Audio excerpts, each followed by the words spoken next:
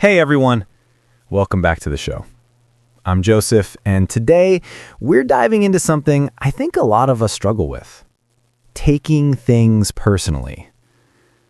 You know that moment when someone says something, maybe it wasn't even directed at you, and yet, boom, you're hurt, offended, or just spinning in your head about it for the next hour, or the next day, or week, or let's be real, sometimes forever. Yeah, I've been there too. And honestly, it's exhausting.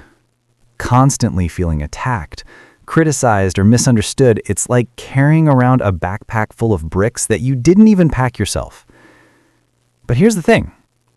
It doesn't have to be that way.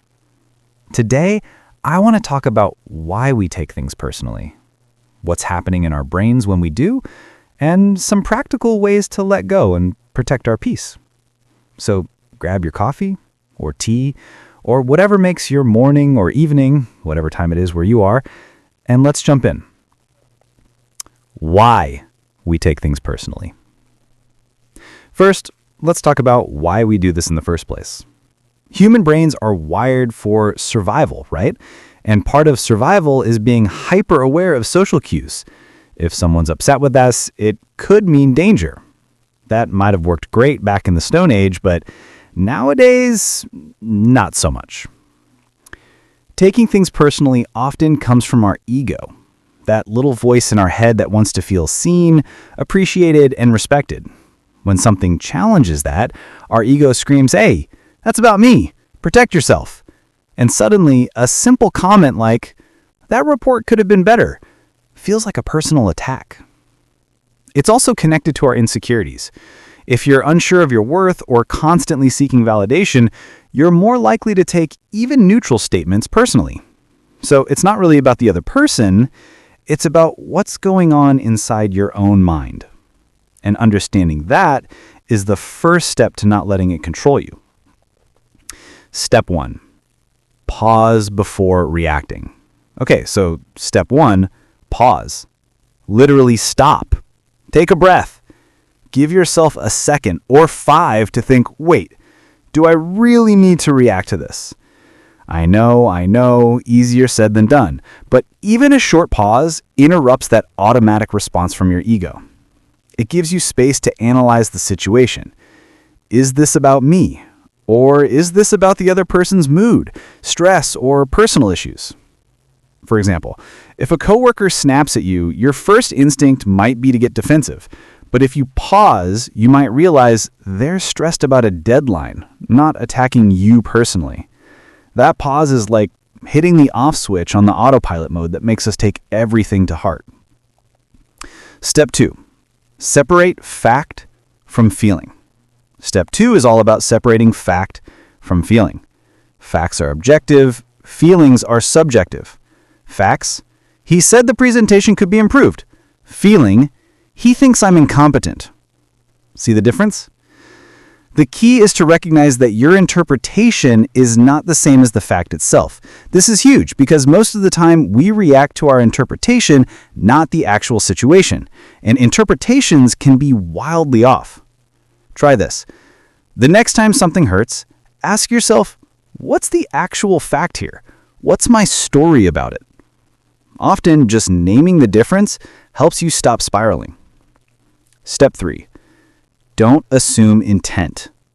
Step 3, don't assume intent. You ever notice how easy it is to jump to conclusions?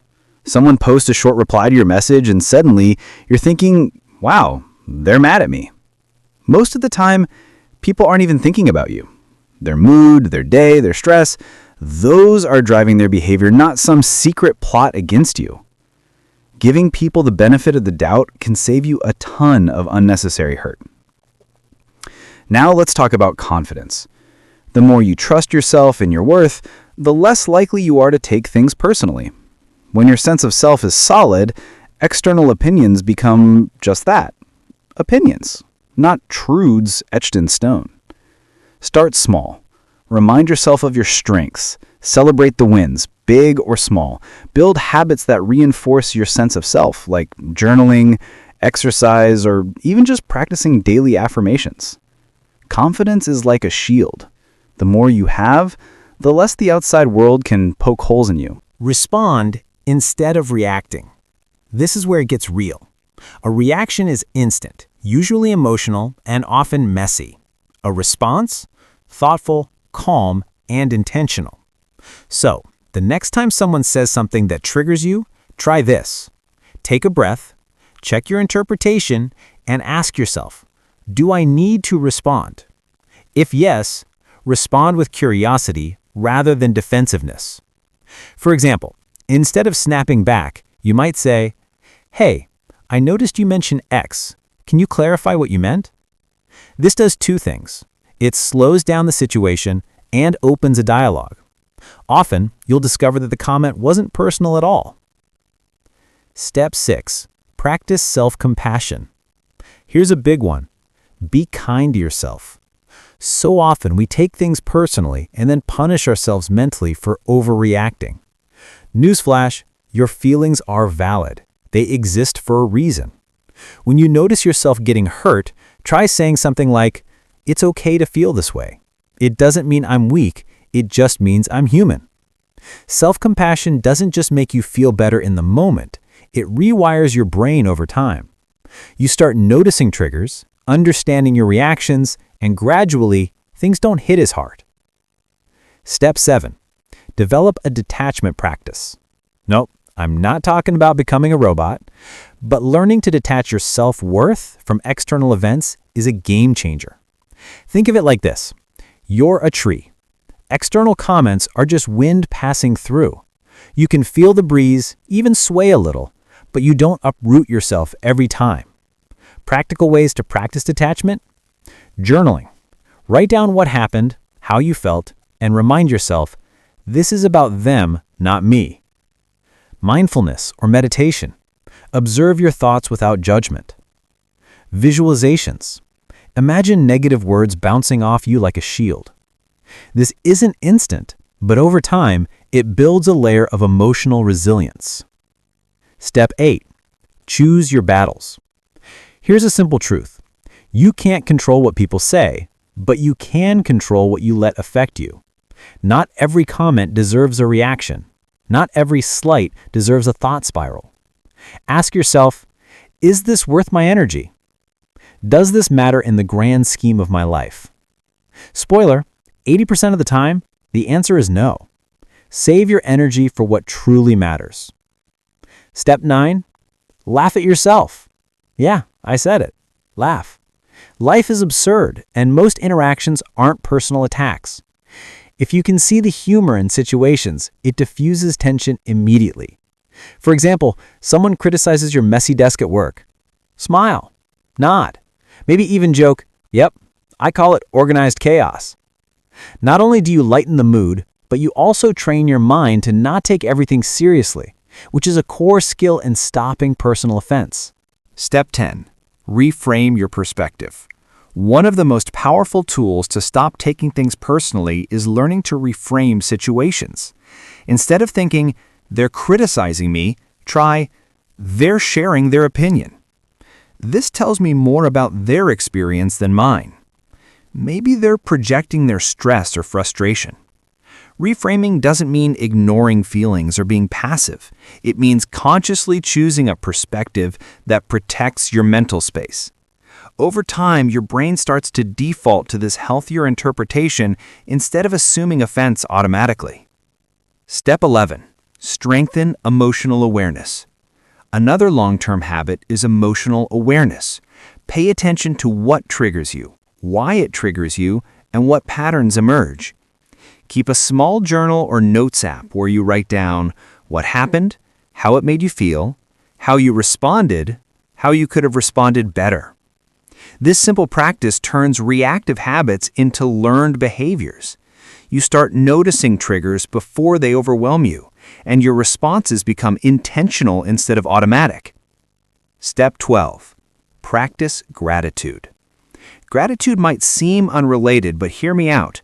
Focusing on what's going right in your life makes negative comments feel smaller in comparison. Try this. When someone says something hurtful, mentally list 3 things you appreciate about your life or yourself in that moment. This doesn't erase the comment, but it prevents it from taking center stage in your emotional experience. Over time, gratitude rewires your brain to focus on what matters instead of clinging to perceived slights. Step 13. Surround yourself with positivity. Here's a key long-term strategy. Curate your environment. Your friends, colleagues, social media feeds, they all influence how sensitive you are to comments. If you constantly hear criticism or negativity, it's no wonder you take things personally. Choose to spend more time with supportive people, uplifting content, and environments that reinforce your confidence rather than undermine it. Think of it as emotional hygiene. You wouldn't brush your teeth once a year, so why expose your mind to daily negativity without protection? Step 14. Learn to let go. At the heart of not taking things personally is the ability to let go. Not every comment, critique, or opinion needs to be held onto. Visualize this. Imagine holding a balloon filled with negative words. The longer you hold it, the heavier it feels. Letting go is releasing the balloon and watching it float away. This doesn't happen instantly, but with practice, you learn to identify what's worth holding and what's not. Letting go frees up mental space, emotional energy, and even time. Step 15. Daily micro-practices. Finally, incorporate micro-practices into your daily life to reinforce all of this.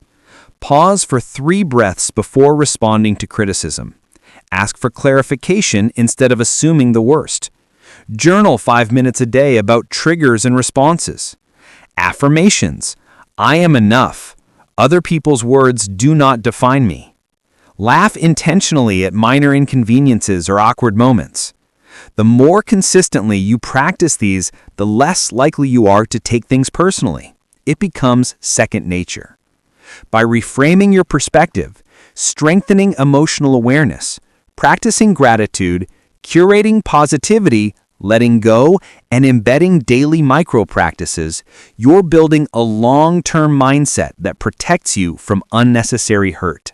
Step 16. Real-world scenario practice. Let's get practical.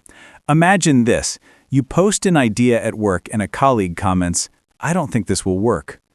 Automatic reaction, "They think I'm incompetent." Intentional response, pause, separate fact from feeling, reframe, respond with curiosity. "Thanks for your input. Can you elaborate on what part might not work?" See the difference? You're engaging, not reacting. And in many cases, the other person just wanted to provide feedback, not insult you personally. Step 17. Mental rehearsal. One powerful exercise is mental rehearsal. Visualize situations where you normally take things personally. Imagine yourself responding calmly, laughing, or letting it slide. Your brain starts to train for these moments, so when they actually happen, your first instinct is no longer a defensive one. For example, if someone criticizes your work publicly, imagine pausing, breathing, and saying, "Thanks, I'll consider that," without internalizing it. Practice repeatedly, and you'll notice a shift in real situations. Step 18. Journaling for reflection. Journaling is more than just venting. Use it to analyze triggers and responses. Write down the situation. Note your initial emotional reaction. Reflect on why it triggered you. Reframe it with perspective. Plan a healthier response for next time. Doing this consistently builds emotional insight, so you start noticing patterns in what you take personally and why. Step 19. Breathing and grounding exercises. Sometimes, taking things personally isn't about intellect, it's about physiology. Your body reacts before your brain catches up. Simple grounding exercises help. 4-7-8 breathing. Inhale 4 seconds, hold 7, exhale 8. 5-4-3-2-1 grounding. Name 5 things you see, 4 things you feel, 3 things you hear, 2 things you smell, 1 thing you taste. Tension release. Clench your fists, hold 5 seconds, release.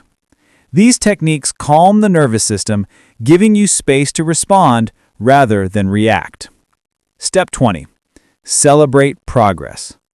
Finally, acknowledge wins, even small ones. Did you pause before reacting today? Did you reframe a comment? Celebrate it. Changing a habit that's been wired for years takes time and patience.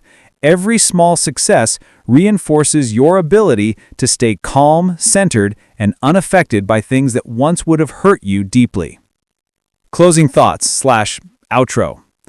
So, there you have it. A full guide to stop taking things personally, broken down into 20 practical steps. From pausing and separating fact from feeling, to building long-term habits, reframing perspectives, practicing gratitude, and using real-world exercises, this isn't just theory. It's a toolkit you can use every day. Remember, it's not about being perfect. You will still feel hurt sometimes, and that's okay. What matters is giving yourself the space and tools to choose your response rather than letting every word or action chip away at your peace. Thank you for listening today. If you take one thing away, let it be this: not everything is about you. Protect your mind, protect your peace, and let life flow without unnecessary weight. Until next time, stay calm, stay grounded, and remember, you get to choose how much power others' words have over you.